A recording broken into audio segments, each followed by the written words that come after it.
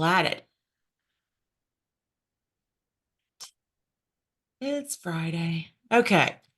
So we're going to talk about this is our second in our series of four deep dive co-requisite workshop that we're doing. Workshops a part of a series that we're doing. This one's going to be on differentiating STEM and non-STEM co-requisites.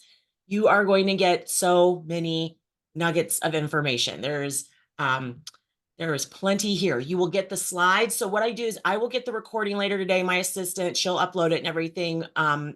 Hopefully I can get to it today or tomorrow since I'm going out of town for a conference. But I will just go ahead and try to email you guys by tomorrow at the latest with the recording, with the slides, all of it. So don't feel the need to like write a bunch of stuff down. That is not necessary. You're going to have all of it. Okay, so just a reminder on where we've been. This is one in our series of four.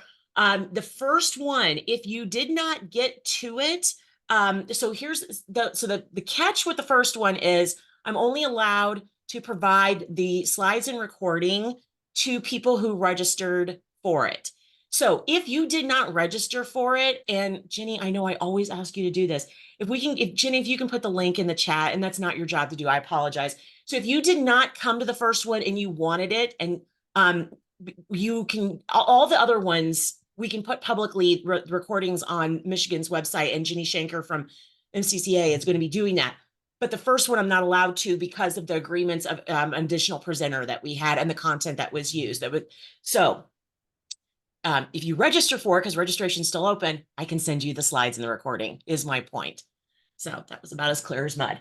Okay, so we got 2 more weeks to do these. And actually the presenter who is going to be helping me with those last 2 is going to be coming in shortly. Taylor, she'll be talking more, but the next one is going to be serving all students. So one of the big concerns that as I've worked with Michigan faculty over the last, gosh, it's been a year and a half now on implementing Michigan Reconnect is the wide variety of learners that are in the classroom. And I don't believe that Michigan has a state adult basic education program. I could be wrong on that, but I don't think so. And I don't know that you guys have community education. We do not have a robust state system for adult basic education. There is some adult basic education, but it's not very robust or well coordinated. Okay. I was gonna say, I thought there was some. I mean, I was gonna say it'd be unlikely to have none. But that's one of the concerns we've heard from people. It's like, we don't necessarily have the tools in place, although I have an excellent update for you in just a minute. And I'm very glad we have Ginny here. And Ginny, you do not have to do a big talk to this if you don't want to, but I did want to mention the My Elite grants. So I'm going to mention those in just a second. Thank you for adding the registration link. The third session is going to be all about really tangible things that you can do to help work with the variety of learners that you have in the classroom. And the fourth session on two-way learning is it's about the idea of how do we get away from this just being a tutoring session, as well as how do we get away from this just being another lesson. That it really is something that we're getting information from students, we're taking that, we're reacting to it and dealing with it, and I'm giving them what they need. Some people naturally have that, either that skill, they picked it up over time, or they may have a background in education. But there's a lot of math faculty who don't feel really comfortable with necessarily coming up with ways to react based on their needs and focus more on that give and take, as opposed to the traditional lecture style, which is more based on instruction. So if you're in that boat, or even if you're not, it doesn't matter. We have stuff for everybody. I'm learning stuff from everything I'm going to, and a lot of this stuff, it's like, yeah, I do many of these things. Doesn't matter. I'm still learning too. Especially the last one was amazing. We had April Strom from who's in a college in Arizona, but she gave so many great ideas on how to get active learning into the classroom. And she actually showed us video too, so you could see what it looked like when these different techniques are used. So there's just a lot here for everybody. So the idea with this is you learn something, hopefully at least one nugget that you can use this fall. I hope you learn many nuggets that you can try out If you have time this semester, if there's something you see, oh, I could do that next week, have at it. Otherwise, what the goal is that you take away something that you can implement this fall. And then as part of this grant, which is through Strong Start to Finish, that is, I'm contracted for it, and there's other things that are provided through this grant, and this is one of the series. We repeat the series, meaning 4 more Co-Req deep dive sessions next spring, but they will be 4 new sessions. We're not going to repeat these 4 talks. We're going to do 4 new things based on, okay, what did you learn? What do you still need more help with? And where are we still needing, you want more information from people. And again, I want to get more voices in to help so that you have more perspective and ideas. So that is the idea. Oh, I literally have the link with the session descriptions and sign up in front of me. Can you tell I have a cold? Wow, my brain is slow today. Okay, so On the street because I need to get out. You're in the middle of a meeting. okay, so Gonna use that. all right, so let me see this link for all the session descriptions. Oh, sorry, I sent that to Jenny instead of everybody. That wasn't good. Okay, I am going to get it together. All right, so next thing I want to talk about is if this is new to you, the concept of the MyLeap 60 by 30 student success grants, oh boy, do you need to check this out. And talk to your vice president over academics, your chief academic officer, whoever it is. Let me, that's just grand. So let me get the link. I'll put this in the chat as well. These are phenomenal. There's so many grants. There's so much money that the state of Michigan has to help schools implement all kinds of changes, co-requisites, improve, you're implementing your Michigan Reconnect is just one of many things, but the money is there. And this is not small amounts. I mean, it's significant. So slideshow, not share. Slideshow.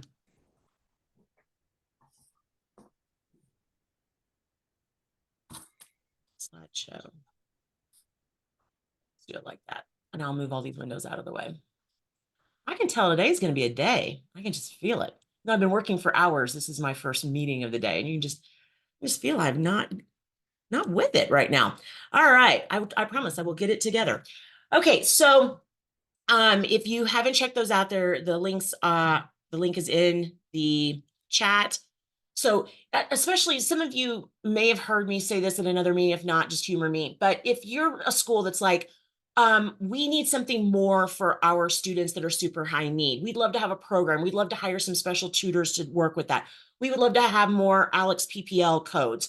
Whatever it's been that you've been interested in, now is the time to go talk to your leadership and ask if they're going to be applying for any of the MyLeap grants and seeing, because this is the time where if you want to, make something that you've been imagining, make it real, the money is there and the state of Michigan has to spend it. Jenny, did you want to say anything about those? No, that is you have done my message. I just want to, let people know that if there's anything, even if you're not applying for a specifically co-requisite math grant, if any of the grants that you are applying for have anything to do with math, this is an opportunity to get extra support for your math related objectives. And please reach out to me if you have any questions about the grants that, or we can provide you with any support or assistance. Thanks. Awesome. All right.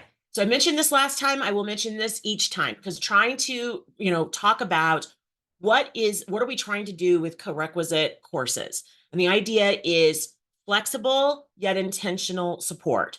So yes, we have to flex to the students' needs, but we also need to have, some intent with what we're doing, that it's not just we just come in and each time it's like, so what questions do you have? That's fine to do for some of the class period you spend with them, but there are other things that students need to be successful in co-requisites beyond just answering homework questions. So that's what this whole series is about, what are all the things that we need to include, and how do you include them in an efficient and effective way that also plays to your strengths as an instructor and what you're comfortable with.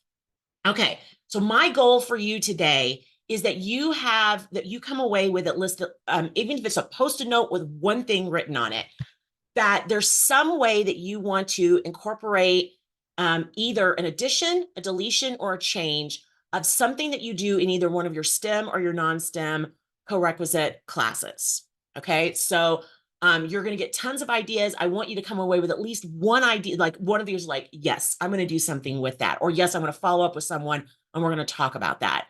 And the ideas that we're going to get are going to be wide ranging. They're not just classroom things. And you'll see that very quickly. What it takes to make both STEM and non-STEM co-requisites is much more than just what we plan to do with content in the classroom. That's wildly important, but it is not the only thing.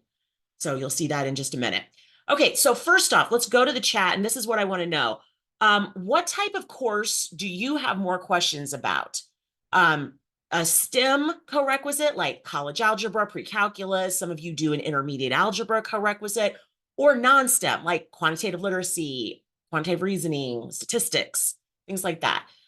What course do you have more questions about? And what is a question, like what's something that's been, that you want help with in it's been a challenge that you've been dealing with?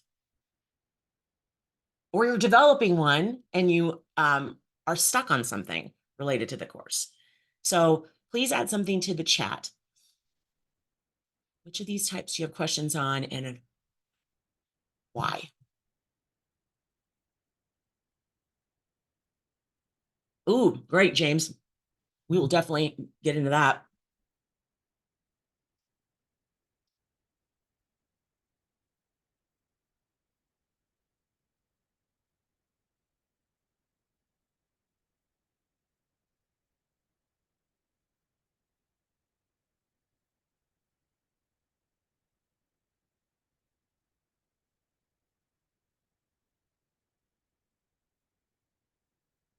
How do we engage students? Get to ask questions, get them to show up. Good. Yes. And I would say, Brenda, you're going to get plenty of ideas today, but I would also, well, one, if you weren't able to come to the last one, I would say look at that recording because there was a bunch of things we had about engaging students, but we're also going to get into a bunch of things in the next two. So because what you're talking about is so important. Like we have to get them to come to the Co-Req if we're going to help them and get them to really partake in what we're trying to do. Anyone else that, something you're wanting that you're thinking of specifically, you have questions on? I'm surprised I haven't got any questions on the STEM one yet. That's the one I get the most, is, how do I make a STEM co-req work? And how do you do that? I mean, we have so many algebra skills. How do you make all that happen in a short period of time? All right, well, if you do, throw it in there. Okay, so here's what I want to know. I want just, you can raise your hand physically if you got your screen on. How do you use to make the book assignment instead of Googling the answer? Ha, ha, ha. Oh, wow. Good question. And yeah, and super valid. That's one I like talking about. We'll talk about that as well. Okay, so, we're thinking of,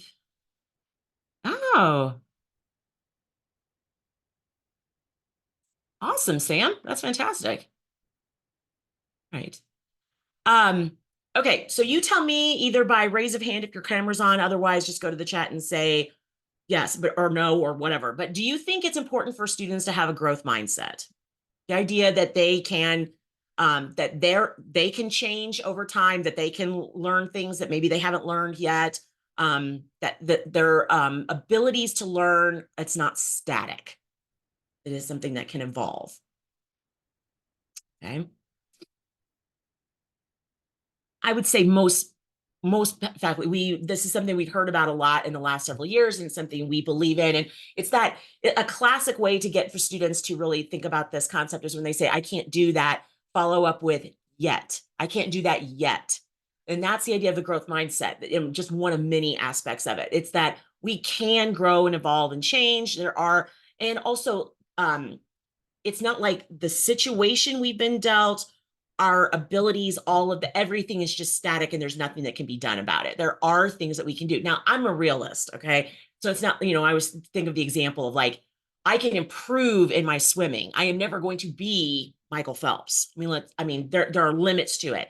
However, can I grow and improve? Can I do things that I eventually that I cannot currently do? Yes, there are things that we can do. Okay, so I'm saying this for a reason. I'm curious. Do you think it's also important for faculty to have a growth mindset? Do you think we need to have that? I would say yes. I'd say it's really important. And I will tell you right now, there are things all the time that challenge my mindset on different things. And I know when I work with schools on changing your math and implementing co-requisites, it challenges people's mindsets as well, because it's like, this does not gel with what I believe to be true all of the time. So some of you've seen this data, some of you haven't, and I want to share it with you. This is from a study that came out earlier this spring, and there's a lot going on in it.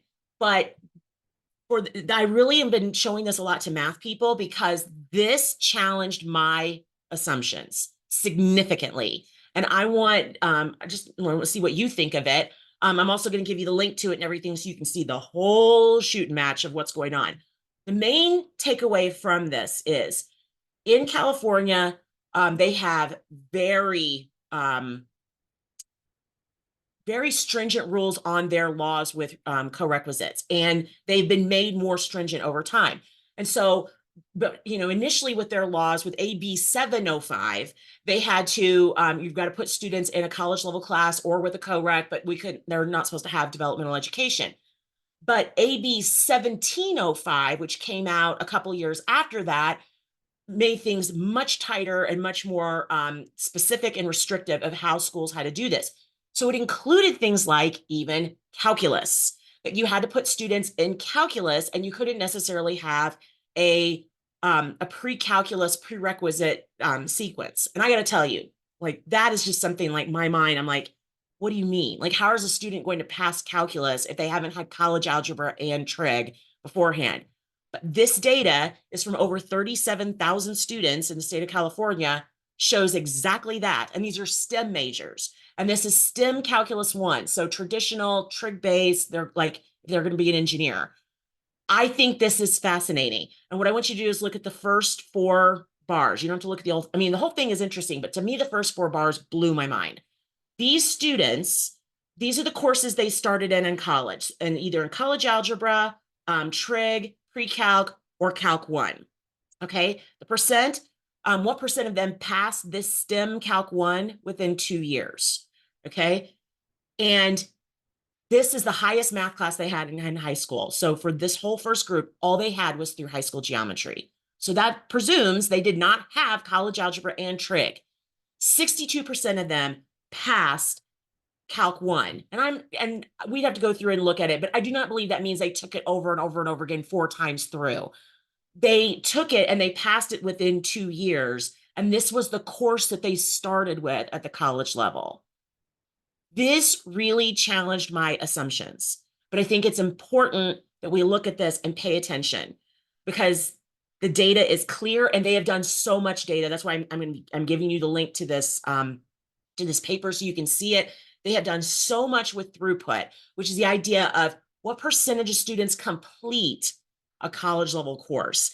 And co-requisites, we kind of have, I feel like in math, we've gotten to a place where most people are on board with co-requisites, excuse me, for non-STEM courses. The idea for elementary statistics, for QR, that we can put students in the class and we can give them the help they need. But there's been a real concern about how do you do this with students that are headed to more algebra-based courses.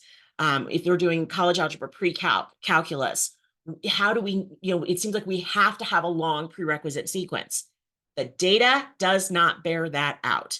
And I've seen the data in other places with college algebra, and I know it doesn't bear it out. But to me, with calculus, I've never seen this. This was truly this stopped me in my tracks. And here's the thing that why am I telling you this? Because going into what we're going to talk about, how do you make STEM and non-STEM co-reqs work, is understanding the differences between the content, how people learn, and how we address the conceptual skills and the procedural skills. How and when we address them, we really do have to understand how that works so that students can be successful in this, one semester or however you're doing it. The key thing here is to think about, how do we learn things? We learn things better in context. That is what research says. We learn things when we have to use them.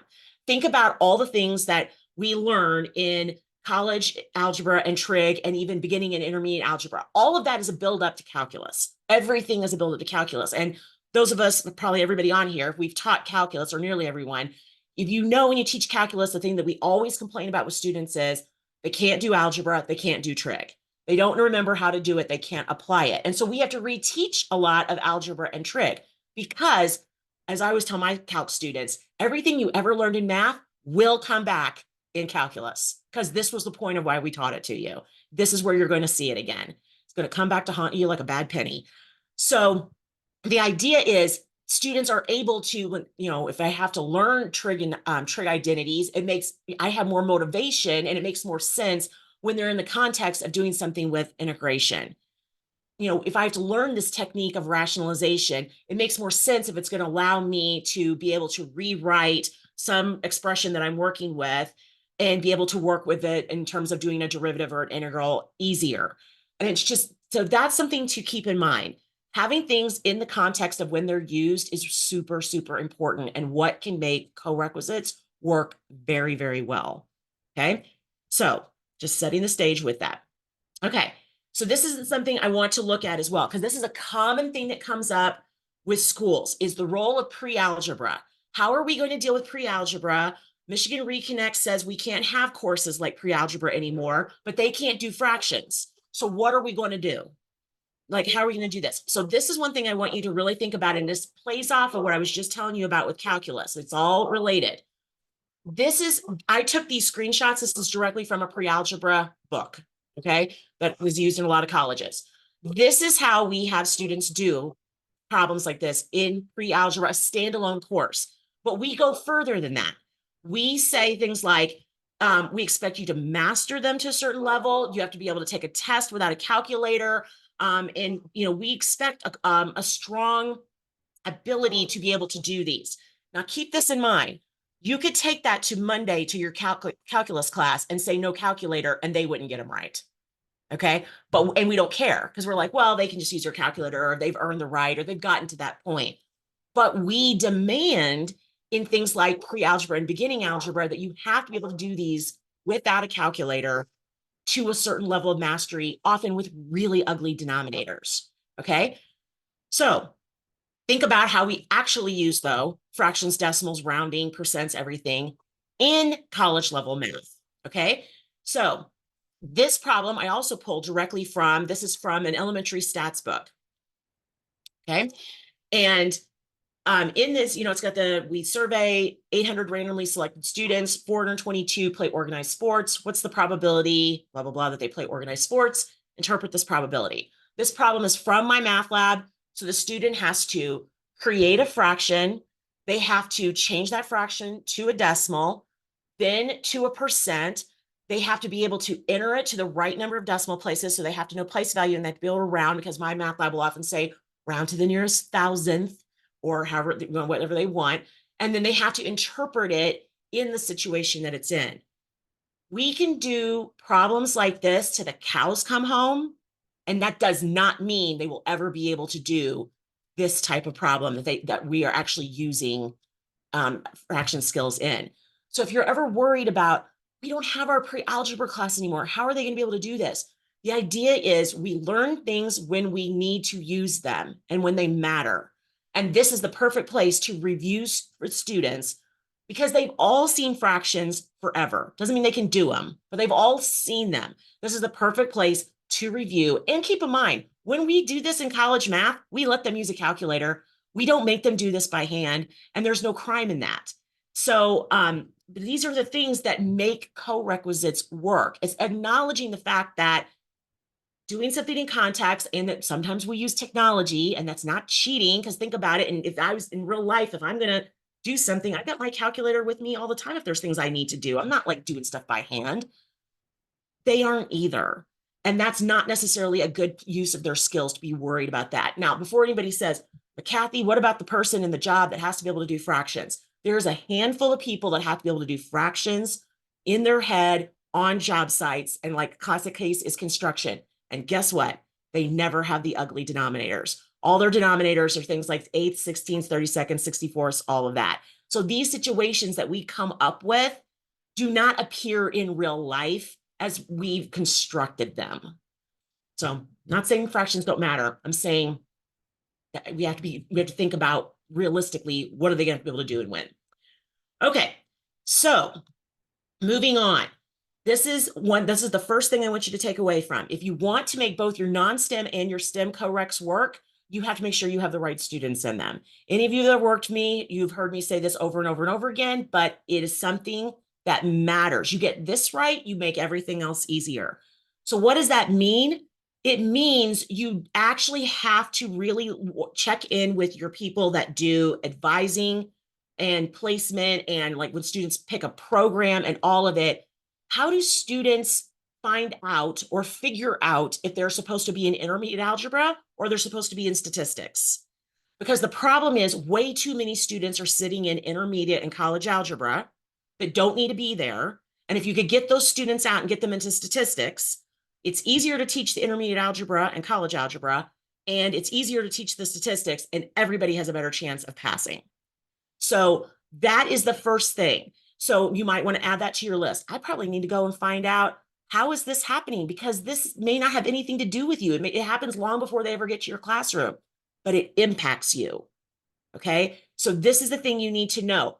Who is telling my student to take intermediate algebra, and should they be? Is anyone telling them? Are they just picking it because they think that's the next class? That's where to focus some efforts. What do we need to adjust in that so we have the right students sitting in algebra classes? Okay. This is another thing. It's cheesy, but it's one thing I want you to keep in mind. You cannot look at the tiny piece of the puzzle that we see, which is the classroom. You have to look at the whole thing. The reason students pass a math co-requisite or math college level course is not just based on the skills that they come in with. It's life, their jobs, their engagement, their motivation, their ability to focus on it, their financial situation. Do they have housing? There are so many things. Here's one simple one. If they're sitting in a college level course, they behave differently than if they're sitting in a developmental course because their motivation is different. And we know that. And there's research on that. It's not just like, hey, it seems like more of them do better in college courses than sitting in beginning algebra. That's not our imagination, because we behave differently when we perceive ourselves as college level students who are ready for college content and who are getting college credit. So that's another thing of all of this. It's not just what skills do I cover in what order in the Co-Req. It's way more than that to make them work. Okay, so the big things I've been talking about are, if you want to make your Co-Reqs work, yes, the classroom matters, but also things like who gets placed into them, how is vising working? Do you have pathways? Do you kind of have pathways, or do you really have pathways? Where, like, if a student says, I'm going to go into this program, then that dictates the math for them, and that tells them what they're going to take. Or are they picking from a big list? That's system level stuff. That stuff you have to have discussions on that to know what's happening. And culture matters, meaning, how do you make decisions at your school on things? Does everybody just make them in a vacuum? Do you guys actually talk about these things? Do you come together regularly, look at data? All of these pieces matter to make Co-Reqs work. Okay, so specifically, if you want to make them work, here are some things. First off, your course sequence and flow. So we're going to be looking at that. What courses do you have available? And again, I know a lot of people are like, we've already done this. Yes and no. This is what I see constantly. People have the courses, but they don't always have the right people in them. And then they still have some other courses that they don't always need. Okay, so that's one thing to keep in mind. So we're going to look at course sequence and flow. specifically curricularly, what are we doing with content for both non-STEM and STEM? Because we do different things to make them work. And then instructionally, what are we doing at the classroom level to make them work? So again, we got ideas about this last time. We're going to get more today, and we're going to get more in the last 2 sessions. Okay. So traditional dev ed provides a big clog in the drain when we have everybody sitting in beginning and intermediate algebra. That's why you have a law. That's why my state has a law. That's why most states have a law or a mandate anymore, okay? That require things like pathways, co-requisites, limited amounts of developmental, all of that. There's a reason, because the data is overwhelming, that we can get more students to complete if we do this. So the idea of having courses for students that are headed towards algebra-based content and students that aren't, and having co-requisites available for both. We need to have that. And yes, there are going to be students who need more than this, but that is not going to be the bulk of your students. The bulk of your students can be served by a course or a course with a co-req. The small percentage that need more, now you guys can't have necessarily developmental courses standalone, but you can have bridge programs. You can have other programs like we were talking about with the My Elite grants. If you guys wanted to create some program that was specific for students who have very high learning needs, you can do that. The key is to remember that isn't going to be the bulk of your students. Okay. They matter though. They matter. I'm not saying that they don't. All right. So some of you have seen these, some of you haven't. I'm going to go through them kind of quickly because I want to get to a lot of other things, but I do want to give you one really strong tool, which is how does our flow chart generally work? And I see a lot of flow charts. Most schools, their flow charts are too complicated. There's a lot going on and students don't know what they're supposed to head to. And it's not clear how all this works. So it's always worth looking at your flow chart again and seeing, did someone else read this if they weren't in our department? Would someone know what they were supposed to take? That's always worth looking at again. Okay. So this is one approach that some schools in Michigan are using. It's basically, we've got college algebra for our STEM bound students. We've got like QR or stats for our non-STEM. For each of them, we have a co-req.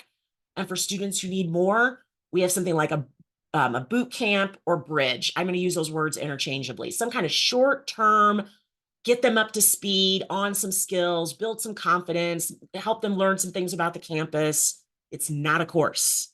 It's something short-term. Okay. That's when I say boot camp or bridge.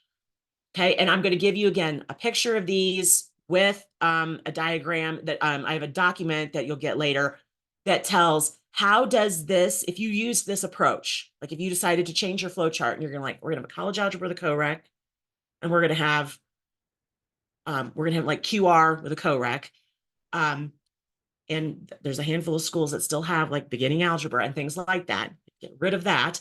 How is all this going to work? How are we going to serve all of our students? The document actually goes through how do you serve like your high school students, your high need students, your future teachers, all the different populations that we serve in colleges. Okay. For schools that are not comfortable with having nothing before a college algebra co-req, but they can't have a developmental class, this is an option. It is one, anytime I show this to math people, they shoot it down immediately. They're like, there's no way that can work. I don't know what happens in your QR class, but we don't do enough algebra to get our students ready for college algebra. Again, it's the whole puzzle, not one piece that has to do with when students pass a class. The reason students pass a college algebra class isn't just because of the beginning algebra skills they come in with. It's being mature enough to handle what it's like to be in a college math class. So if you have a student who's not ready for college algebra and the college algebra co-req is still too much, but Michigan Reconnect says you cannot have a developmental course, instead of putting them in your intermediate, put them in your QR. They're not going to learn all their algebra skills there, and I'm not saying they are. Put them in your QR. They're going to get a win. They're probably going to pass. They're going to learn skills they're actually going to use in their life. Hey, that's always cool. And they are going to build confidence. And take it from someone using this as the framework part of my dissertation on college algebra co-requisites. Success in the first year in math plays a direct role in how much we retain them and how much students complete. It's not everything, but it makes a difference. You put them in an intermediate, they're probably going to fail it. And then if they fail it, they might just leave you. You put them in something like QR, they're probably going to pass it and they'll stay at the college, and then they'll have more confidence. And then you can work on their algebra skills when you get them in a college algebra with a Co-Req. Okay, that's the idea. That's how that works. And you can still have a boot camp if you want to have something like, because that's a classic case where a boot camp works great. For the students who come out of QR and they're like, I still have to take college algebra. It's been a minute since I've had high school algebra 1. The boot camp can help them brush up so that the Co-Req for the college algebra doesn't have to do all the heavy lifting. Okay, so that is another option. This only works when you're allowed to, like in my state, in Illinois, we're still allowed to have a developmental class. So you can have something before college algebra or before QR. You guys can't. I don't want you to be jealous of this because there's way too many schools in my state that are using this that don't need to. Because there's a lot of students that could be passing QR with nothing before it, just QR or a Co-Req. Same way, these are other options if developmental is still allowed, but that is not the case. But like even in Illinois, this is the one I'm like pushing. They're like, we still want to have one developmental course. The law allows us to. Maybe before college algebra, but you do not need it. The research does not show that. We can get a lot of students through stats or QR with a Co-Req. Even the ones that can't do algebra 1. Okay, that was the thing that challenged my mindset. Even the ones that can't do algebra 1, they can still pass QR. Okay, so when you get this, you'll be getting, when you get the slides and everything, this is, if you click this link, it takes you to the document that has all those flow charts and explains how they work for different populations. All right, now let's get into stuff that I don't think I've showed any of you guys this. So if you're like, Kathy, I want the new stuff. Here you go. All right. Practices for advising and placement to make it work for STEM and non-STEM. First off, this is core. They have to declare something, a program, a meta major, a pathway, something. And it has to bear direct influence on what they take with math. Because if you ask any college, they'll be like, well, yeah, they have to, on their application, they have to write something down. But does anybody care? And does anybody tell them that they have to take a certain math class based on that?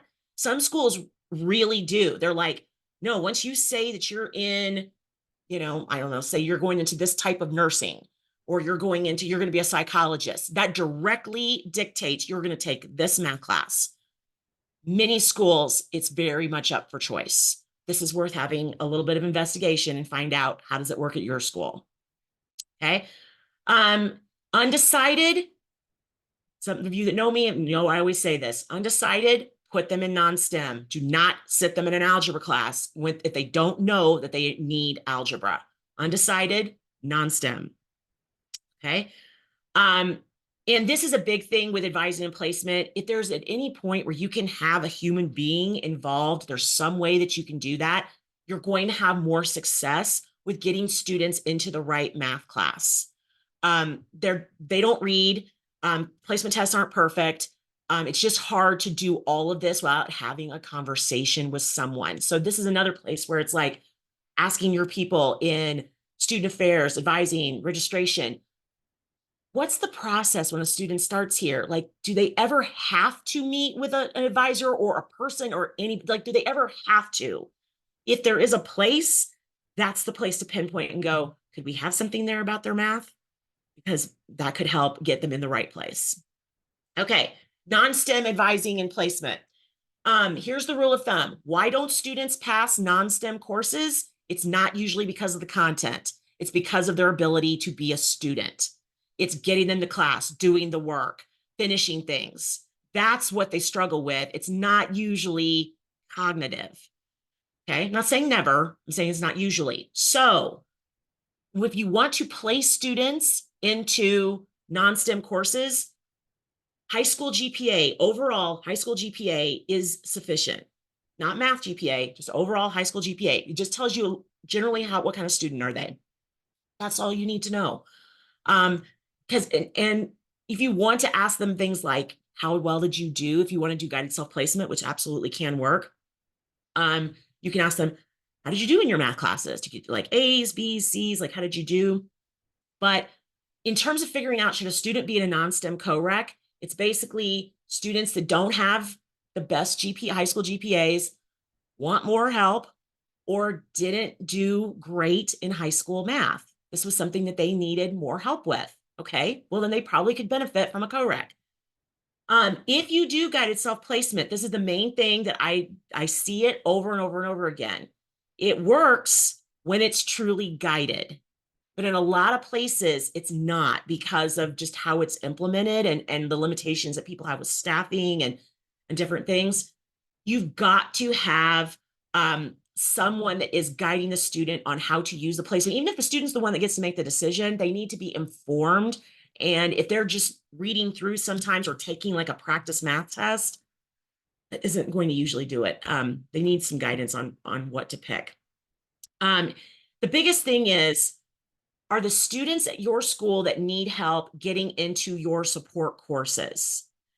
Or are they just sitting in your main college courses and not signing up for support? This is where you might need to also take a look. And if you're wondering, like, what does this have to do with anything? It does. This is the issue. You want to get them through. A lot of times we just need to get them in the support and we could get them to pass.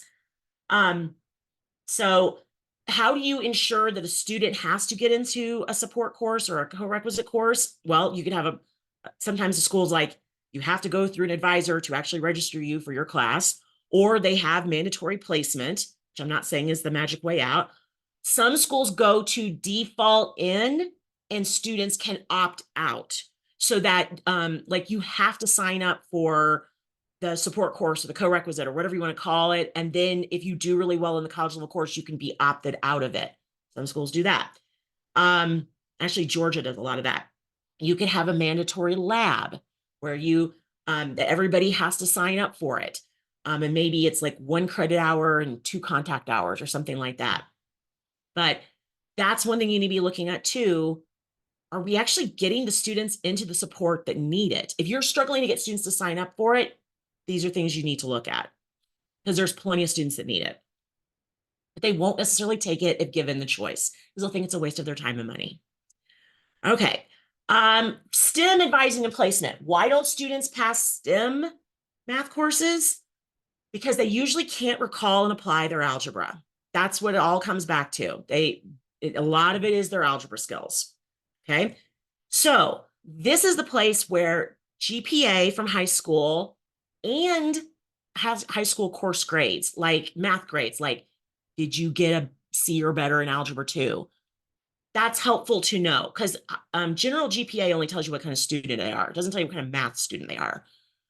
Some schools just look at high school math course grades. They don't even look at GPA. They just look at, did you have a C or better in algebra 2? Did you have a C or better in trig or something like that?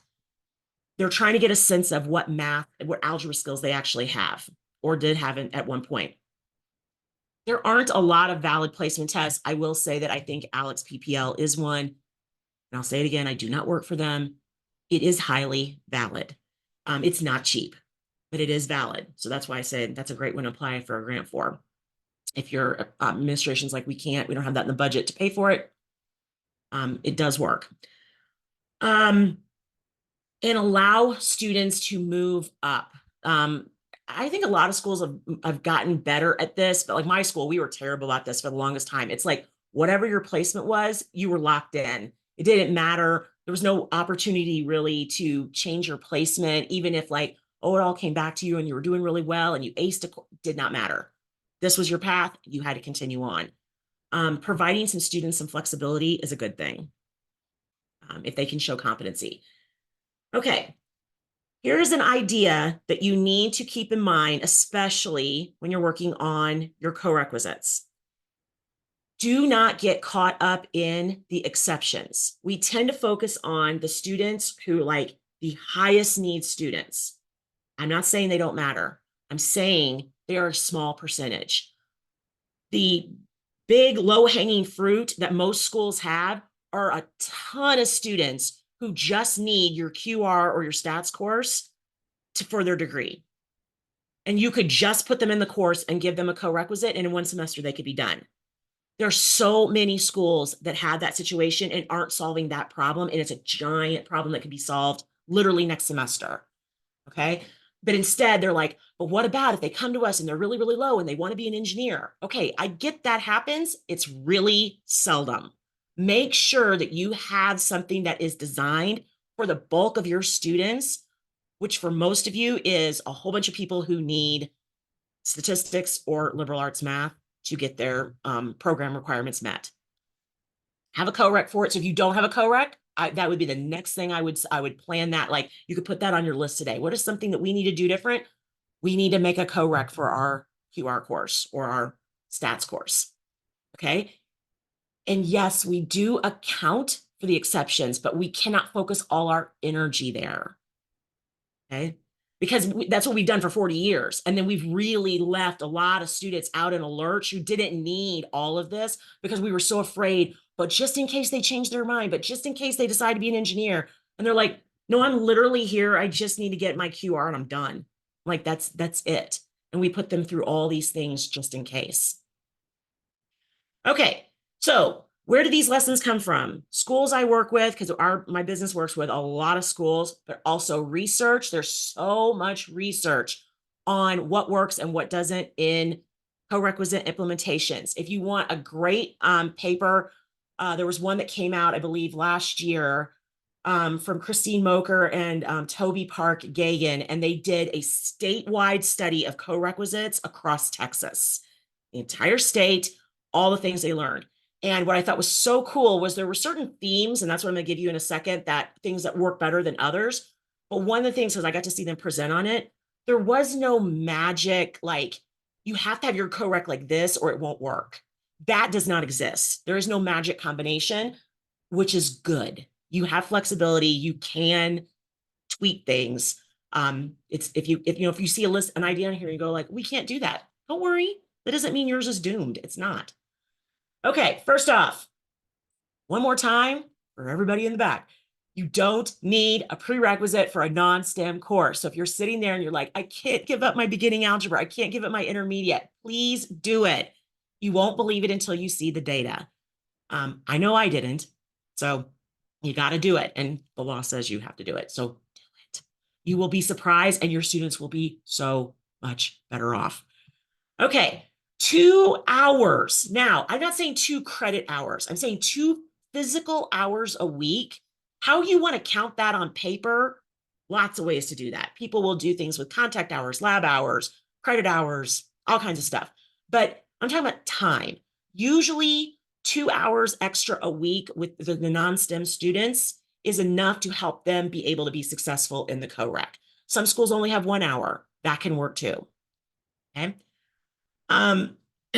Same instructor is easier. Not to say that it can't be done, but it is hard to do 2 different instructors.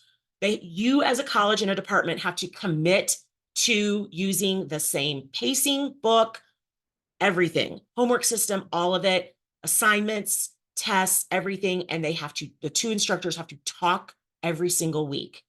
So if you're like, I don't think we're up to that. And a lot of schools will tell me that. They're like, that's just not how we roll. Then just have the same instructor doing both the co-req and the college level part. It'll just make it easier for everybody.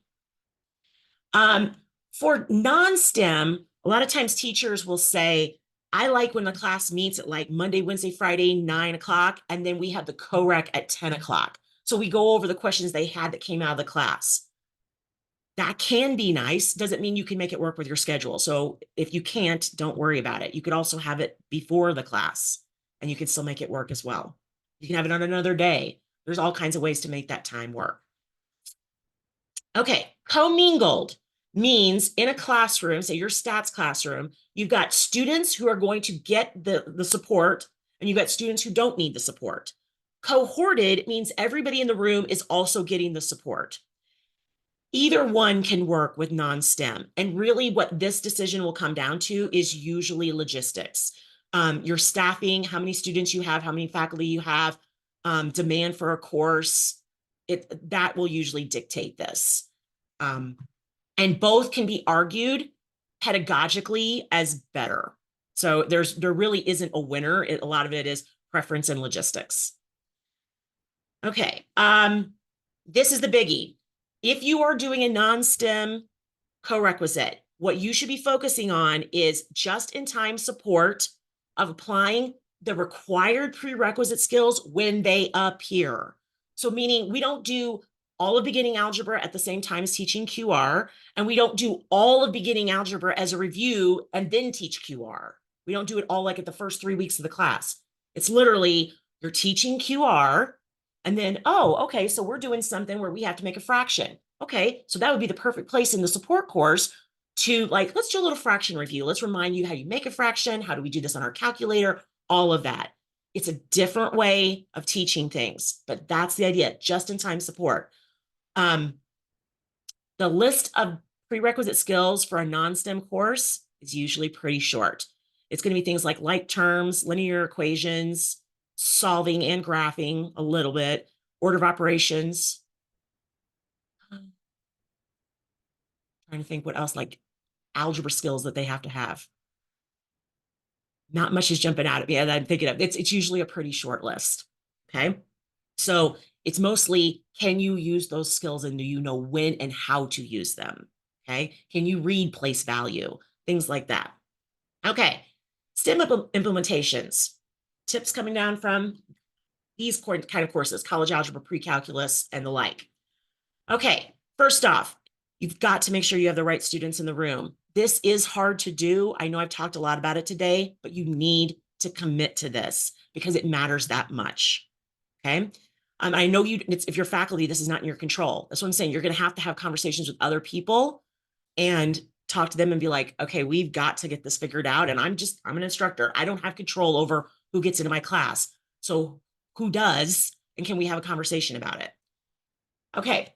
There's a lot more prerequisite review that has to be incorporated into STEM implementations. The list of beginning and intermediate algebra skills that you got to be able to pass college algebra, long list. Okay. So you have to be a lot more intentional about how often, how much, where, and when you're going to do them. More on that in a second. I'm going to give you some very specific ideas on how to make that work. Having a course option, as I showed you with a flow chart, before a STEM Co-Req for students for whom the STEM Co-Req is still too much. In some states, it can be developmental. In Michigan, it could be a non-STEM course. Please keep that in mind, especially if you're like, I just wish we still had something before our college algebra Co-Req. Put them in your QR. That can be a fantastic way to kind of build their skills and confidence. STEM, having the same instructor is even more important than non-STEM. Again, it can work. It's hard. Okay, so just keep that in mind. Because what you want, and this is the dumbest thing, but this is the only way I can do it. So if you're not looking at your screen, if you're off doing email, come look at your screen. Okay. Here's what you don't want to teach your college algebra Co-Req like. That you've got your intermediate algebra content at the same time as your college algebra content. So it feels like you're taking 2 courses at the same time. It's supposed to feel like this, seamlessly integrated. You're doing the college algebra and then the intermediate algebra comes along for the ride as you need it. It's not, I'm taking 2 courses at the same time. And hopefully the students see the point of both. That's not what a co-requisite is, or at least not an effective one. Okay. Sometimes instructors will say, I like having like the support time, like Monday, Wednesday, Friday at 9 and the class at 10. Again, maybe you can do that. Maybe you can't. It's not magical, just preferred by some. Okay. Cohorted is easier. So I will give you that. And again, like I said, I don't know that you can always do cohorted because it depends on capacity, staffing, and students and everything. But it is easier, and I hear this regularly from faculty, it is easier to do a college algebra Co-Req when everybody in the room is going to be in the support part too. So just keep that in mind. You've got to use technology. I cannot stress that enough. Pick whatever you like. My Math Lab, My Open Math, Alex, WebAssign, I don't care. Pick something. But they all are going to need algebra review, but they are all going to need different algebra review. This is where you've got to take advantage of all the technology we have now so we can customize the algebra review and we're not doing 400 worksheets and you're grading it and they have to do and I'm working with a school right now, it's not in Michigan, but they're like, they do everything by hand still. And it's like, I'm not saying it's replacing you, but technology is an excellent tool. Take advantage of it to help you to do some of the lift for you. Okay. Also boot camps. That's another place to do the lift, as we've talked about. Like if we can do some of that, like some of that front loading, have students work on some of the skills they don't have before they come take your class, that's going to make it easier to make the college algebra co-req as well work as well. However, keep them short. Most schools make them too long. They don't have to be longer than a week. I really mean that seriously. They don't have to be longer than a week, and they can totally work. And also make sure if you're using technology in them, which is great, you're not only using technology. Make sure they're actually like still talking to each other and problem solving, and maybe at the board, especially for those of you who came last time, like still have them do some kind of like building thinking classrooms type activity, like get them up at the boards. Don't just have them sit in front of the screen working on what they need to review. Okay, so what, when, and how much? Prerequisite content. So here is what you need to do. And again, it does not matter if you already have your co-req course or you're building it. This is something I do with a lot of my courses on the regular, just audit them. And because here's what happens over time, your courses get just a lot of, they get bloat. Okay, that's the word for it. They get bloated. You get a lot of extra stuff in them.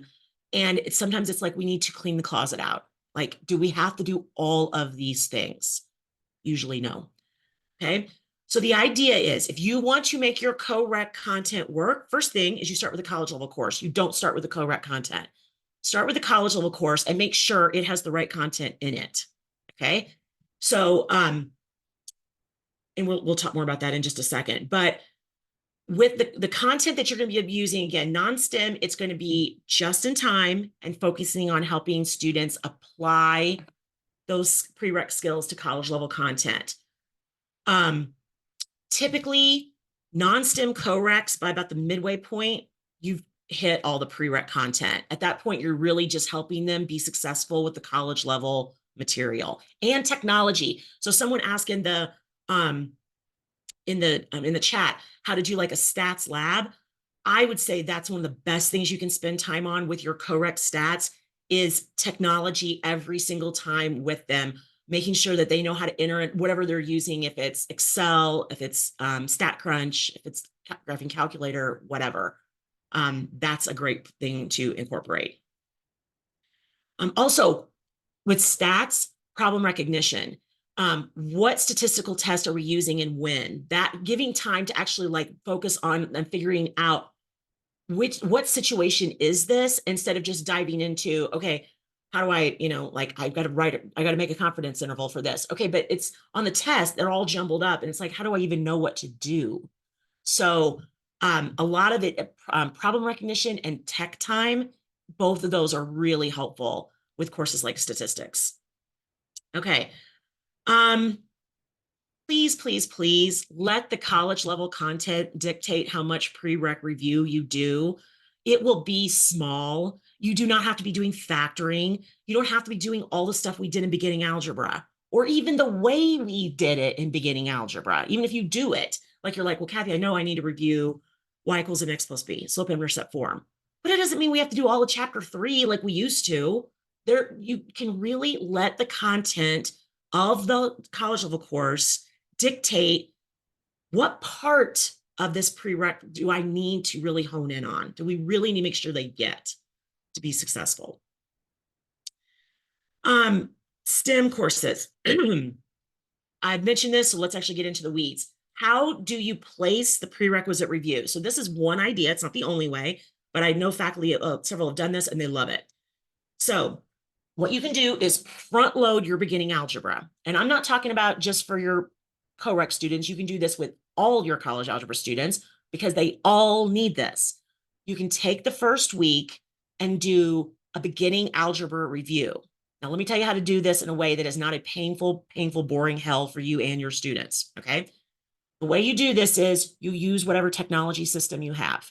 So if you have Alex, you have them go take the initial knowledge check, so that we have a pie that is built out with topics they need to work on. If you use my math lab, you can have them do a quiz and have a personalized homework made off of that. But the idea, or if you want to do it on paper, you could do a quiz on paper, and you could just tell them, you're only being graded for completing it. Do not be stressed by this. This is just helping me know what you need help with. If you get none of them right, you can still get the 10 out of 10. I just need to know what skills you need help with. Okay. That's the lowest tech way to do it, but you could use paper if you wanted to. The idea is start with an assessment. Where are they at? What algebra help do they need help with? Then, based on that, those are the problems that you review throughout the week. Not everything in beginning algebra. Okay. And by beginning algebra, I mean things like polynomials with like terms, a little bit of factoring, solving and graphing linear equations, order of operations, some of those basic ideas. Not every single thing, but the ones that you know you're going to use every week of the semester. Those topics, review them the first week. Okay. What I like to do is, again, start with a quiz and end with that quiz so the student can see if they made any growth, and you can see if they made any growth on it. But you don't have to grade them right, wrong, so it doesn't freak them out. Okay. Then the intermediate algebra content shows up when it's needed. So we're not doing rational expressions week 1. We're not doing radicals and breaking them down week 1. Wait for that stuff until it comes up. When it comes up, do it at the level that is necessary for the college algebra. Not, well, when we did chapter 7, these are the things we always did with all rationals. No. What do they need for this course and potentially future courses where they're going to use rational expressions? What do I need to go through? Inevitably, you will be able to cut some things. And that is how you can get actually the time you want back to be able to do stuff. And before anybody says, oh, Kathy, you're just dumbing it down. No, because here's the reality. We made them take all these tests and these really awful problems in intermediate algebra. A lot of students couldn't pass it. Students that could pass it, it didn't even matter. They couldn't necessarily do it the next semester. So we didn't gain as much as we thought with those traditional courses. Like back in the old days, we did it right. No, they didn't pass. Even if they did, they didn't remember it. So the whole idea here is when you're in a college algebra topic, what's the intermediate that you need to know to be successful? Teach that then to the level that they need, which for some things will be a lot. Like for linear equations, that might be a lot of stuff. For exponentials and logs, that might be a lot of things. For radicals, it might be less. And how often do we rationalize with the cube root in the denominator? Not very often. Okay, so maybe we don't have to beat that idea to death. Okay, so we just talked about that. Let college algebra dictate it. Okay, so we are getting near the end, y'all. I know I told you, I said I had a lot of stuff for you. All right, so what I want to get to is actually having you dive in, and I want you to have some time to actually think about this for a course that you're working on. Okay, whether it's STEM or non-STEM, it's up to you. So how do you build or rebuild a course with a co-requisite, or even not, because this can actually work even without a co-requisite, to work for you and your students better? The very first thing is you start with, what do I have to cover by either Michigan Transfer Agreement, internal requirements, external requirements, anything? Like, what do I have to cover? Okay, make sure you know what that is. What I think is interesting is a lot of times faculty are pleasantly surprised with like, oh, I thought I had to do those things. And they might be on an optional list, or they might be on an exposure list, not like a high level required every single aspect of them. You probably have more flexibility than you think. You need to go find that out for sure. Okay. So what do you have to meet first off? Secondly, get rid of anything you can and reduce emphasis where you can. Really focus on what is the point of the course. Okay. And if what we're doing is not serving the point and nobody's requiring this for me to like transfer to a 4-year school, then we really need to weigh, is this a good use of our time? Kind of maybe pull this and then have more time for like an activity or something where they can actually really get to see what this is about and why do we care about it so much. Okay. So this is something to really consider. I'm going to show you something in a second about it related. Oh, it's actually right here. Okay, so some of you have been to different professional developments I've done before, and I've talked about this, but I want to show you what is the ESOL lens. So Maria Anderson, Dr. Maria Anderson, she taught in your state for a very long time at Muskegon, created this. She is now out in Sandy, Utah. She did work for Canvas. She ran her own business, which was acquired. And now she teaches at a high school, a STEM high school. And she is still teaching. I talk to her every week. So she created the ESOL lens. All right. And the idea is, to what level do we need to assess students on this objective? This to me is another one that just kind of blows your mind. You really need to think about this. Right now, the traditional way in math classes is we make every skill have to be tested in a timed environment with no help and usually no notes or formula sheets. There's some exceptions, but a lot of people, it's still, that's the big ideas. Don't have to do that with every single thing. And you're not skirting rules by not doing that. There are topics where exposing students so that they know they exist is enough. There are things like, we're okay with them if they have like a note sheet or a list of formulas. That's supported. That's fine. There are things that they have to be able to do independently. That list often isn't as long as we think it is, though, especially nowadays with how prevalent technology is and the fact that we're all sitting with one of these in our pocket. We weren't 20 years ago. We are now. So we have to really think about, okay, are they never going to be able to look this up? I mean, if they're doing brain surgery, that matters. They're not all doing brain surgery. Most of them are going to be able to go look it up. I'm married to an engineer and he looks up things every single day because they can. But he has memorized the things that they have to know inside and out that they use so much. Okay. So that's the lifetime in the independent. What are the skills? It's like they got to be able to do it by themselves without help and without and forever. Like those are the things that really, really, really matter. Looking at your content, figuring out, okay, what don't I have to do? And then even of what is left, how much do I have to do on it? And does everything have to be tested?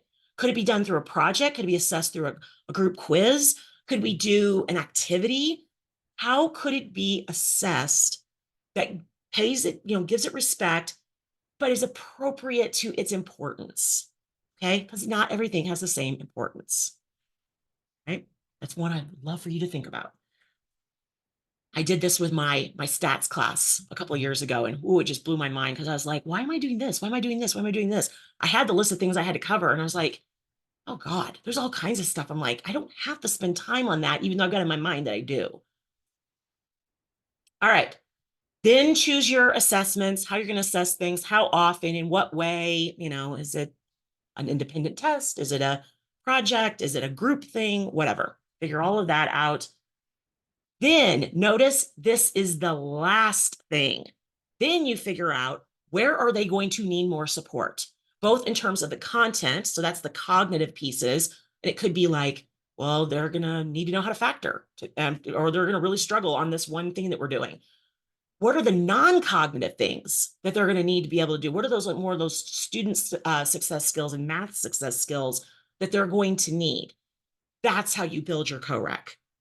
So you start with a course that works, and then you determine what does it need extra to help students be successful in it. Okay, it's a different way of building your co-requisite or changing your co-requisites. Some of you already have them. Okay, I showed you the ESOL lens. So my goal for you today was to create a list of at least one thing that you either wanted to add, delete, or change to how you currently do your co-requisites. Or if you're going to do one in the fall for the first time, what do you want to make sure like you add to it or incorporate or change or something? Okay. So before we do this, because I do want you to actually have time to work on something, I would love for you to put something in the chat. What's something you plan to adjust and how?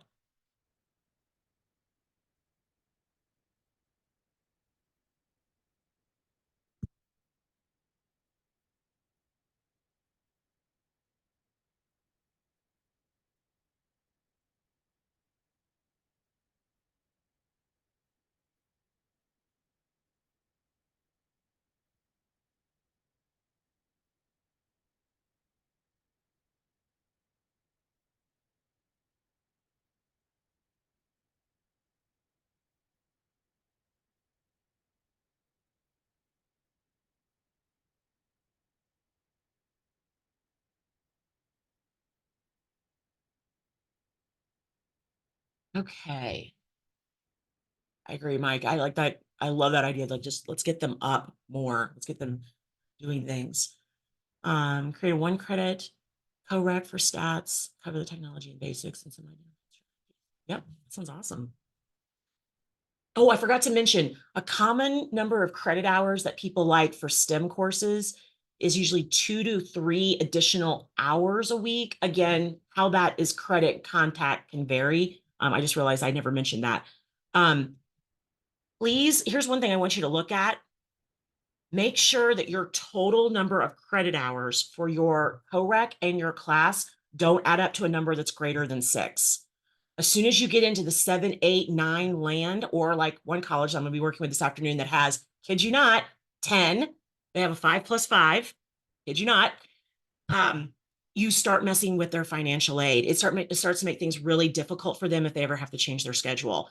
So if you're like, but Kathy, I have to have that time. Remember, credit hours and contact hours are not the same thing. You can get the credit hours down and still have the contact time. Okay, but try not to make the total for credit hours over 6.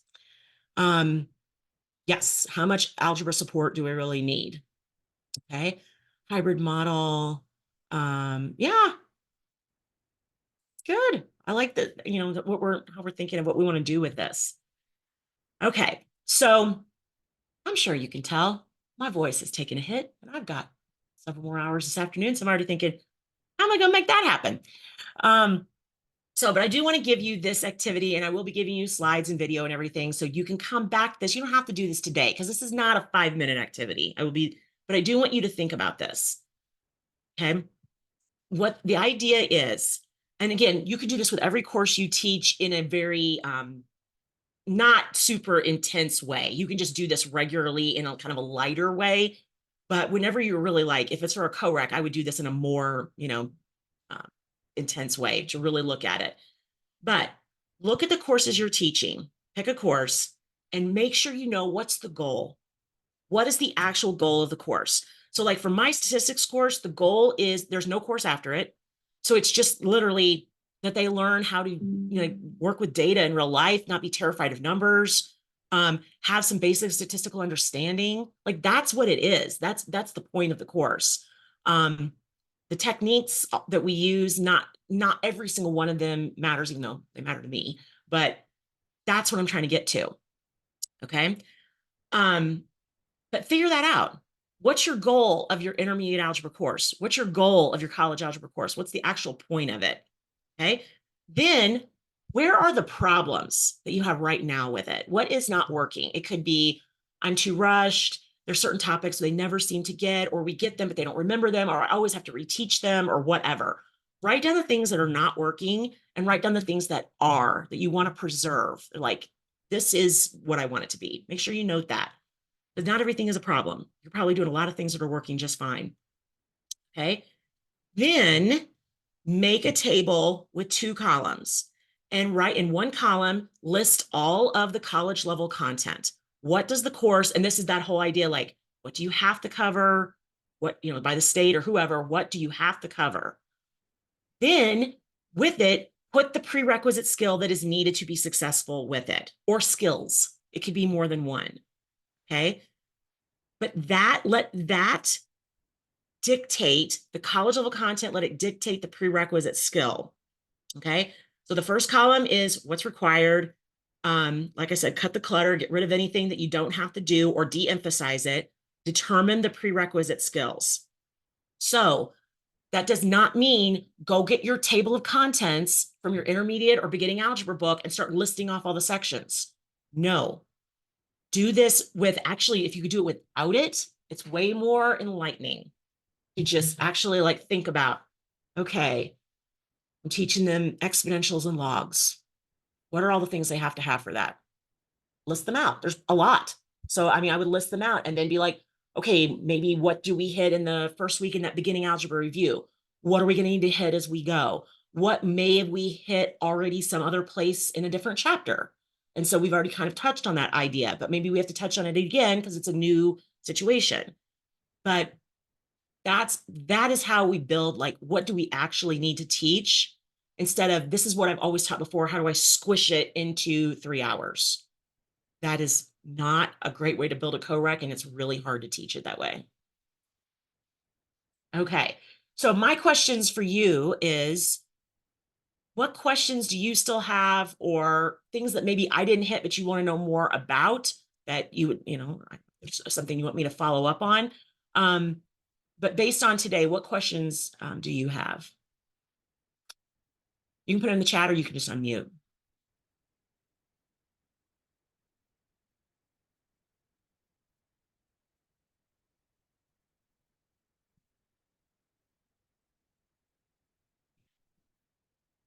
If you do, if you have them and you just don't want to share with the group, please just reach out to me. And like I said, I will reach out tomorrow at the latest with the recording and the slides to anybody who registered. So if you have like a colleague, like, I know they're registered, but they're not here, they'll get it too. So don't worry about that.